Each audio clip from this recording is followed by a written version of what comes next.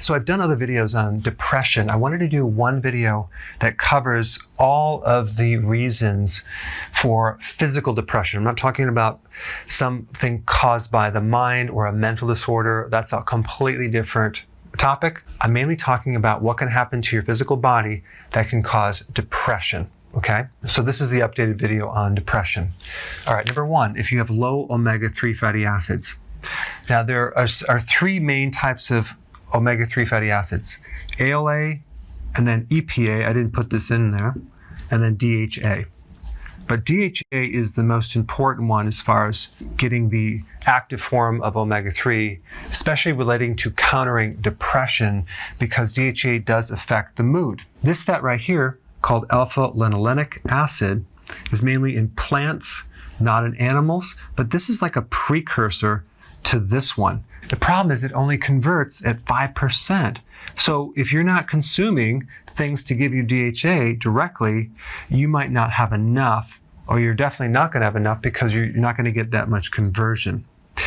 DHA mainly comes from fatty fish, like cod liver oil, things like that. It's also in eggs, it's in organ meats, things like that.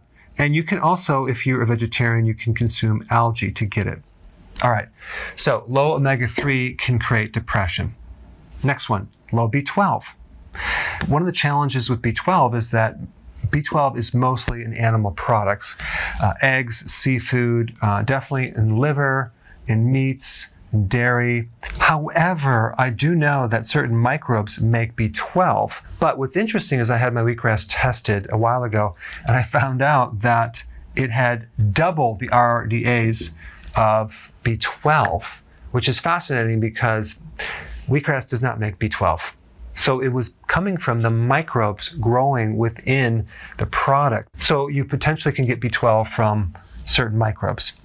Okay, low vitamin D. Think about during the winter months when a lot of people get kind of the blues, winter blues. That's because of low vitamin D, because of a lack of sun. One point about vitamin D I would point out is that if you're on a low cholesterol diet, if you're taking a statin that's blocking cholesterol, if you have some type of problem that you can't produce enough cholesterol, you may not be able to make enough vitamin D because cholesterol is the precursor to make vitamin D. So the only reason I'm bringing that up is that if you're on a cholesterol medication and you're depressed, it could be because of that connection right there. Okay, next one is low vitamin B1, which is thiamine. Nutritional yeast is the best source. Organ meats have B1. Sunflower seeds have B1. What creates a B1 deficiency is refined sugars and grains, okay? The more carbohydrates someone consumes, the more B1 they need. So in other words, high carbohydrate diets require twice the amount of B1.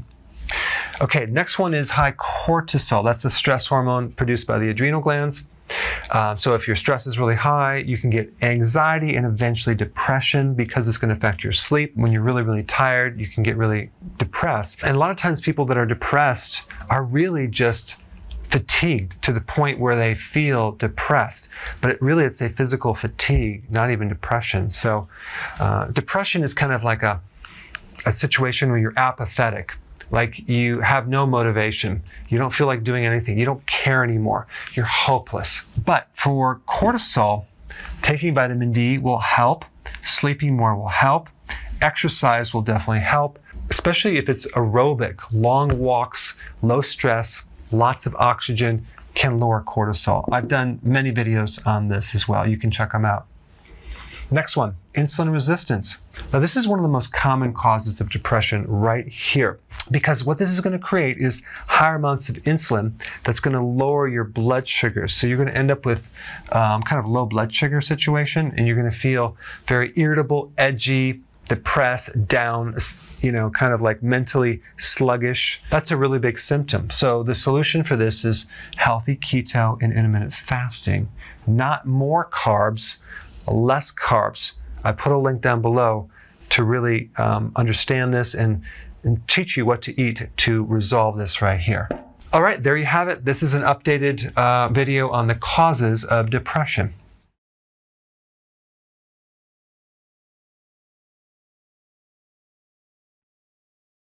Hey, if you're liking this content, please subscribe now, and I will actually keep you updated on future videos.